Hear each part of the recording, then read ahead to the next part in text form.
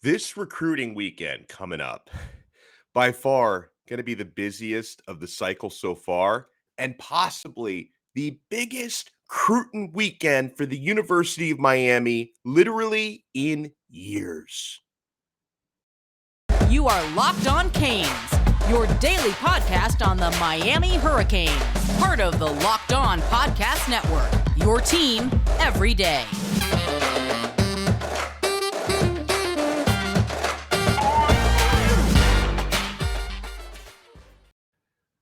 I am Alex Donno, your host. I'm a University of Miami alumnus, longtime South Florida sports radio vet, including pregame and postgame for Miami Hurricanes football. Thank you so much for making Locked On Canes your first listen today. We are available free wherever you get your podcasts and available free on YouTube. Today's episode is brought to you by BetOnline. BetOnline has you covered this season with more props, odds, and lines than ever before.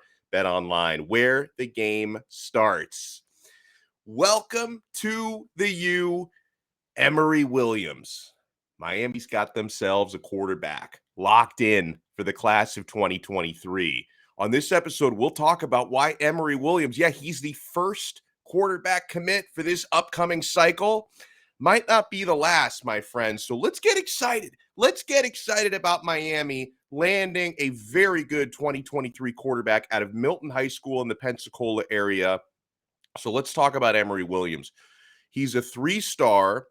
But this is a player, you talk to me, you talk to anyone who has watched this young man, scouted this young man, he is ascending. He's going to be high-end 3-star, if not 4-star, by the time he's done playing his senior season in high school. That's kind of one of the reasons why he's a little bit of a late riser or a late bloomer, whatever you want to call it is. He was discovered a little bit late. In fact, one of the good friends of our show, very good friend of mine, Larry Bluestein, was really one of the first recruiting analysts who started pumping up and scouting this young man and saw that talent before a lot of others did. And guys, I have been told numerous times by our boy Blue that Miami's quarterbacks coach, Frank Ponce, was another one who discovered and evaluated Emory Williams really, really early and started to get high on this kid before others figured it out. So he officially committed to Miami on Monday night, 5 days before Legends Camp, which is going to be a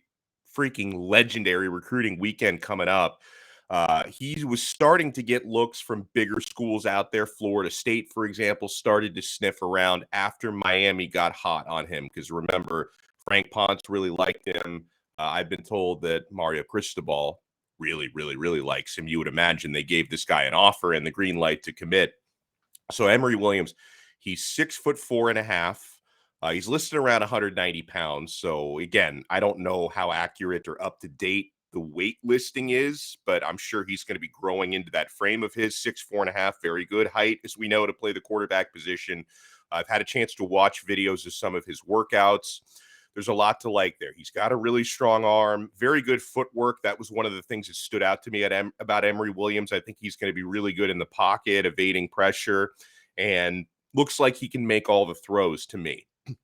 As a junior last season in high school, completed 63% of his passes, 9 games played. They played a 10-game season. He missed one due to injury. 63% of his passes completed, threw for 2,168 yards. I like the interception to touchdown ratio, 16 touchdowns, just 3 INTs.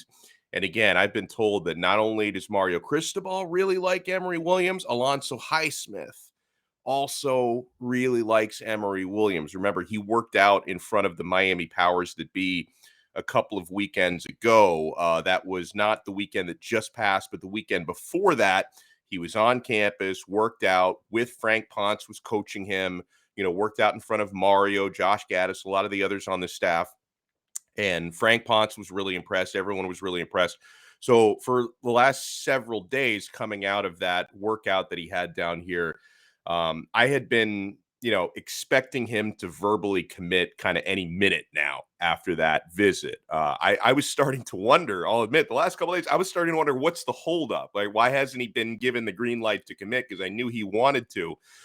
And so one of the knee-jerk reactions the Canes fans are having, I don't know if you call this a conspiracy theory or just negativity, but one of the knee-jerk reactions I see the Canes family making is, now that Emory Williams has committed, and again, what people see about Emory Williams is he's a 3-star, which means he's not as good as a 4-star or a 5-star. And Miami's also looking at 4 and 5 stars because Jaden Rashada, we'll talk about him in a moment. Dante Moore, Miami's looking at them. I don't want to settle for a 3-star when we've got 4s and 5s at quarterback still on our radar, and people are hoping Miami didn't just jump the gun and take the lesser of 3 quarterbacks and now eliminate any possibility of getting one of the guys that's more highly ranked in the cycle, right? Now people are assuming that now that Emory Williams has committed, Miami's got no shot at Jaden Rashada, and they've got no shot at Dante Moore. And folks, part of this is my opinion. Other parts of this is an educated opinion from talking to some people. I don't think this affects those other guys much at all, okay? Jaden Rashada and Dante Moore, they are both such blue chippers. They're going to go where they want. It's possible that one of them still commits to Miami, and then it becomes Emory Williams. He's going to have the decision to make, not Rashada or Moore. Then maybe Emory Williams decides, I don't really want to share the quarterback room with Jaden Rashada or Dante Moore.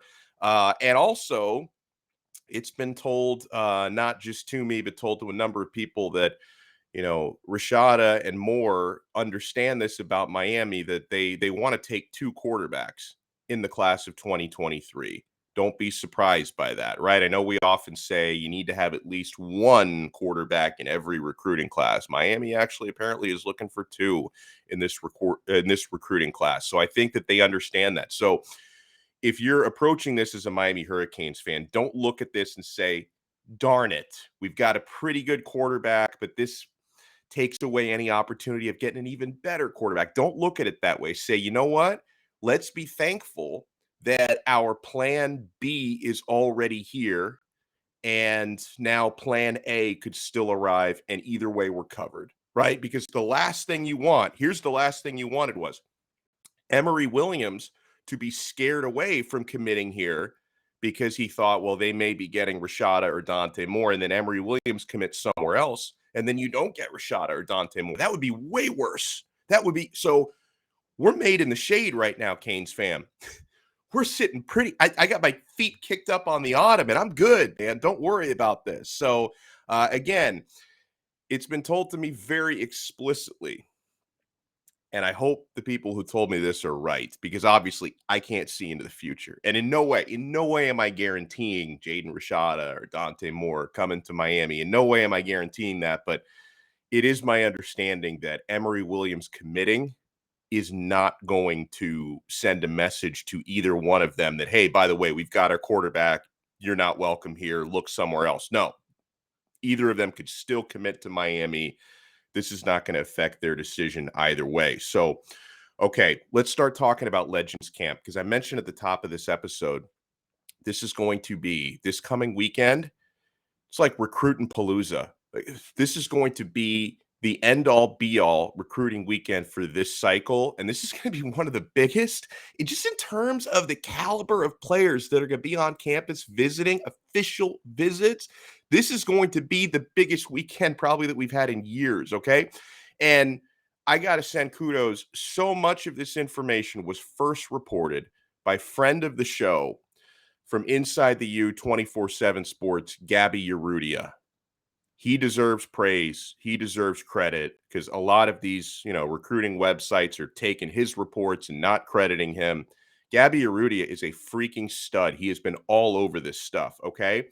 As reported by Gaby Urrutia, and it's been confirmed around the country since then, Jaden Rashada will be in Miami for an official visit this weekend. If he does end up committing at the U, this is going to be like a movie script. Billy Corbin is going to have his material for the U Part 3 if Rashada does end up committing to Miami. Because think about the way that this is playing out for Rashada. So last weekend, the Florida Gators thought they were getting Jaden Rashada's final official visit, because that happened right before he was originally scheduled 2 days ago on Sunday. He was originally scheduled to announce his verbal commit. So Florida thought they were getting that coveted final official visit, because you want to be first or last. With official visits, you want to have the first OV or you want to have the last OV. It's usually not that great to be somewhere in the middle. And Florida thought that they were getting that. Okay. Now it appears that Miami is getting his final official visit, because he doesn't have any left he can schedule after this. And now he is going to be announcing his decision Monday. So 6 days from today, couple days after Legends Camp. So all of a sudden, Miami is now in that coveted final official visit. Now, for those wondering, because I've thrown out the name Jaden Rashada a handful of times already, depending on where you look, 4-star quarterback. Some publications have him as a 5-star. He's from Pittsburgh, California, not old Pittsburgh, PA, Pittsburgh, CA. And yeah, he's among the very best when it comes to quarterbacks in the class of 2023.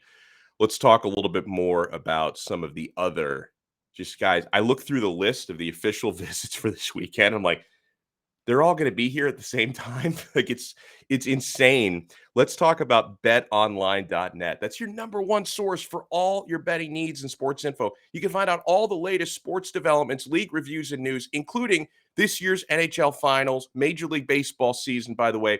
BetOnline is your continued source for all your sporting wagering info, including live betting, esports, and scores. And BetOnline remains the best spot for all your sports scores, podcast news this season.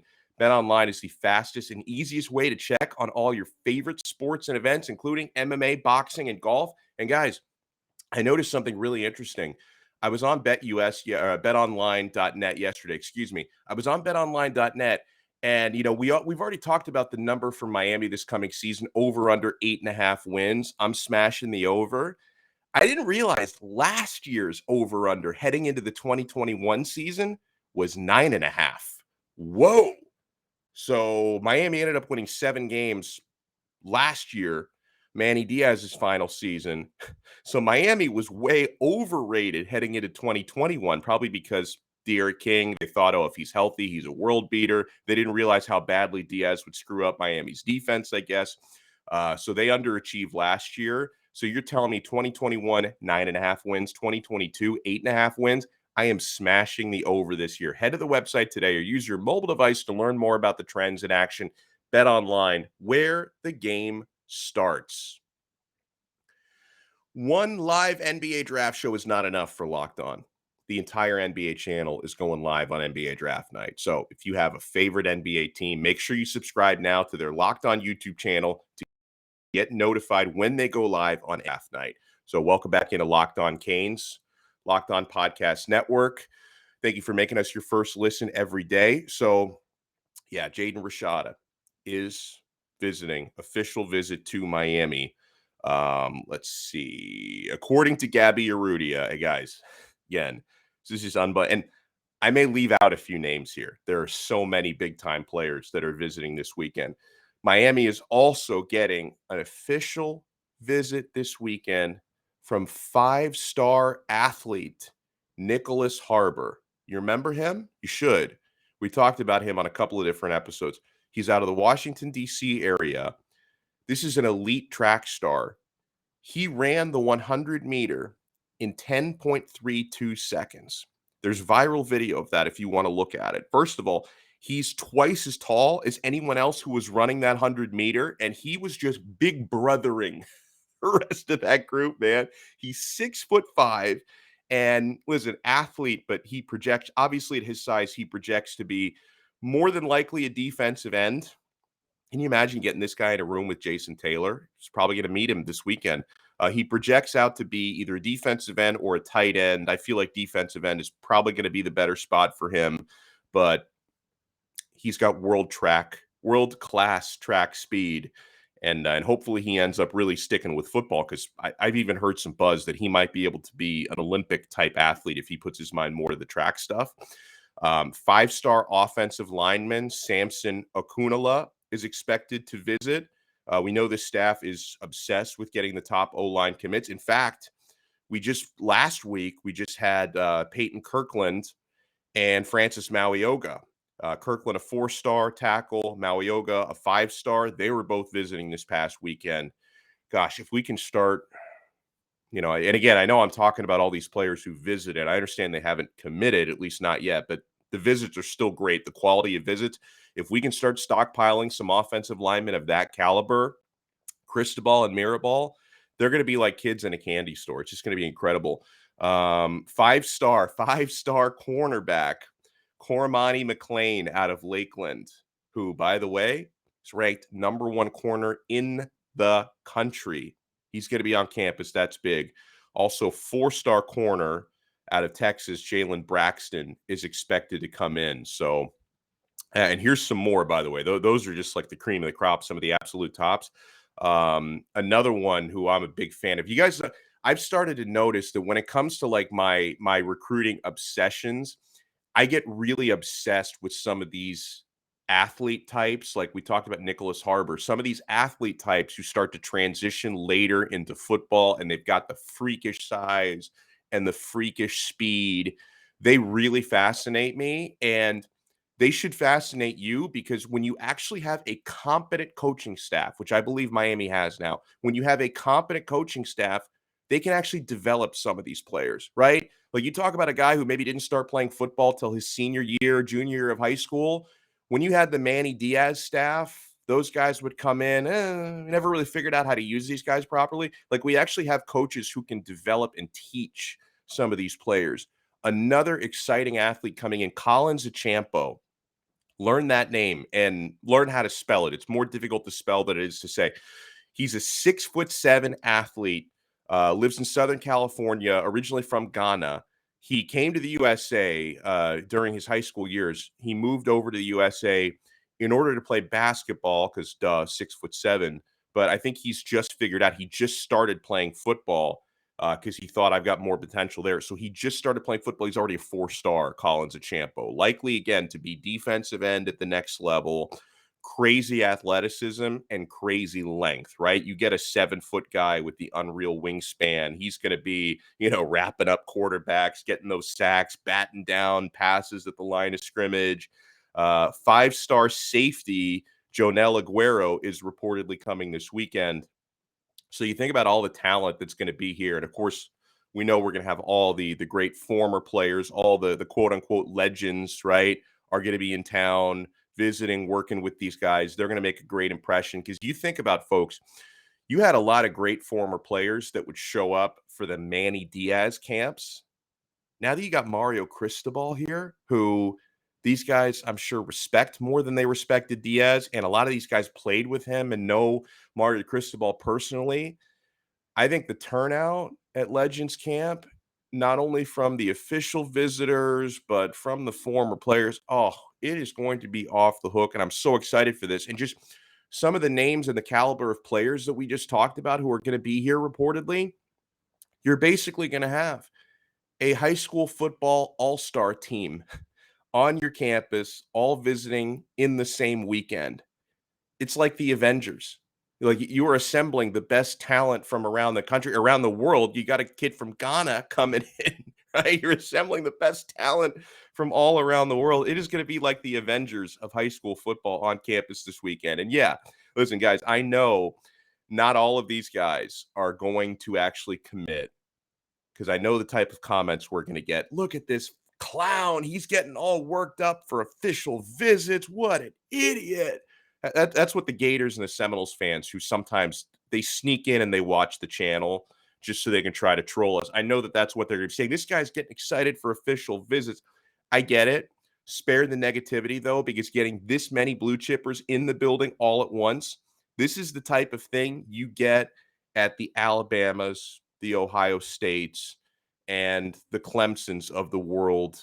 Not usually Miami these days. This is huge. Now, we got to talk about another commitment to Miami. I feel bad for this young man. We're not giving him enough respect, because normally this would be a lead story, but with everything else going on, I apologize. Reid Mikeska, I didn't mean to make you back page news, my man. That was not fair to you. So let's talk about the newest tight end here at Tight End U here on Locked On Canes. Thank you so much for making Locked On Canes your first listen every day. We're available free wherever you get your podcasts and available free on YouTube. I'm your host, Alex Donno.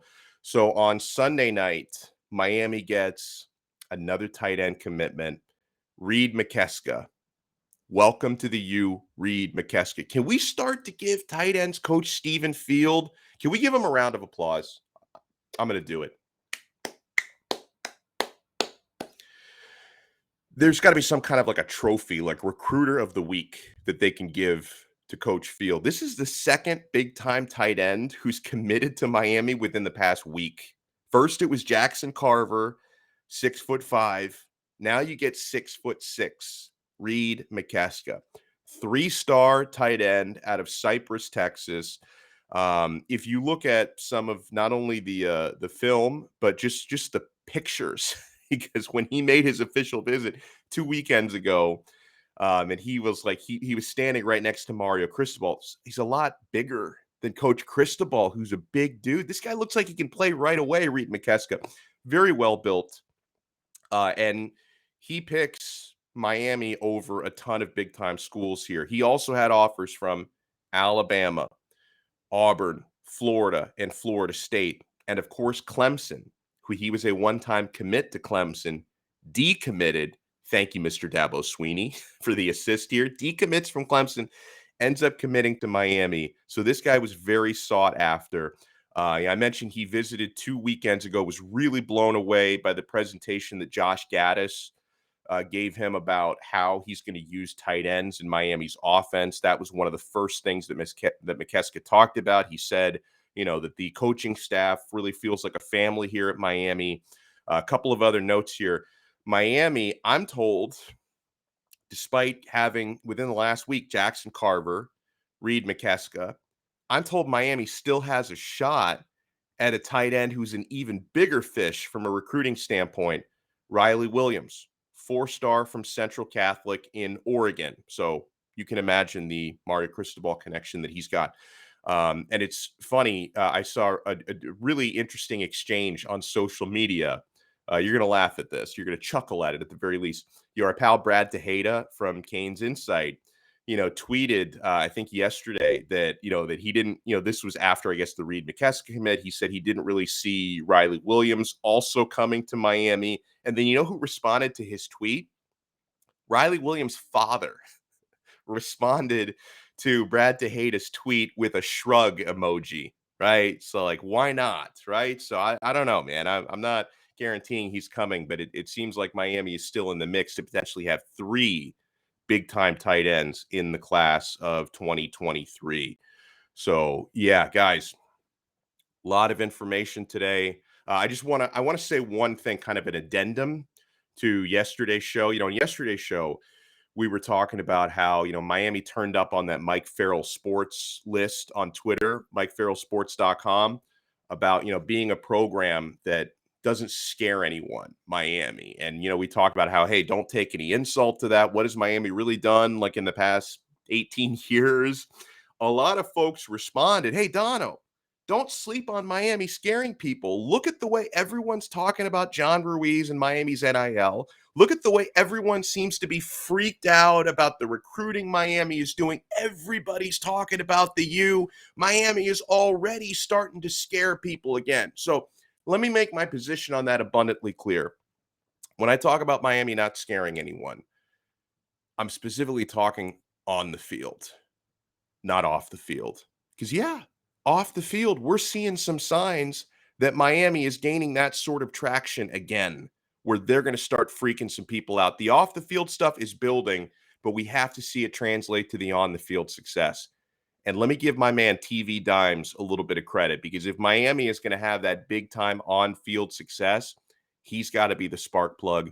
He's got to be the catalyst. And I believe Tyler Van Dyke is good enough for that. I think he's going to wind up being considered, when 2022 is all said and done, one of the 2 or 3 best quarterbacks in the entire country. He might even, I don't think he's going to win it, but he might even get that Heisman Trophy ceremony invite. I think TVD is going to be that good. Although I think to get the invite, he's going to have to beat at least one of Texas A&M or Clemson. So you got to go out there and get one of those games done. But yeah, we got to see Miami starting to scare people on the field. I think we've got the makings of it, an improving roster. The transfer portal has been fantastic, but until we start striking fear in the hearts of folks on the field, I'm only going to value the off the field stuff so much.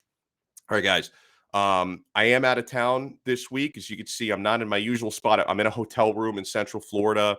Got a wedding to go to in the next couple days. So I think I may not have another episode until Friday, possibly Thursday, definitely not Wednesday, Friday for sure, possibly Thursday as well. So, we're really going to blow up the Legends Camp previews before we head into the weekend, whether it's just one more episode or two more episodes. We're going to get heavily into it. So thank you so much for watching and listening today. Hey, the first picks of the Ultimate NBA Mock Draft have been made. Search now for Ultimate NBA Mock Draft and get over 50 insiders, the Odyssey sports experts, the draft experts of Locked On NBA Big Board. The 5-episode Ultimate NBA Mock Draft is underway. Make Ultimate NBA Mock Draft your second listen today.